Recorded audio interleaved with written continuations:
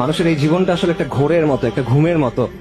যখন সে মারা যাবে, যখন আখিরাতের জীবন শুরু হচ্ছে, তখন সে জেগে ওঠে। এটা ভাবে চিন্তা করেন, আমরা যখন স্বপ্ন দেখি, স্বপ্নের মধ্যে তো অনেক কিছু হয়। স্বপ্নের মধ্যে যখন মানুষ কোনো বিপদ দেখে সে ভয় পায়, স্বপ্নের মধ্যে যখন ভালো কিছু হয় তখন সে খুশি হয়, এবং স্বপ্নের মধ্যে মনে হয় কত ঘটনা ঘটতেছে অনেক সময় নিয়ে। কিন্তু যখন আপনি ঘুম থেকে উঠেন, তখন দেখবেন স্বপ্নের কথা মনে থাকে না, আচ্ছা আচ্ছা অল্প কিছু মনে থাকে, এবং মনে হয় এটা তো অল্প একটা সময় ছিল। তো এই দুনিয়ার জীবনটা এরকম, আপনি ঘুমায় আছেন, মৃত্যুর পর আপনি উঠবেন।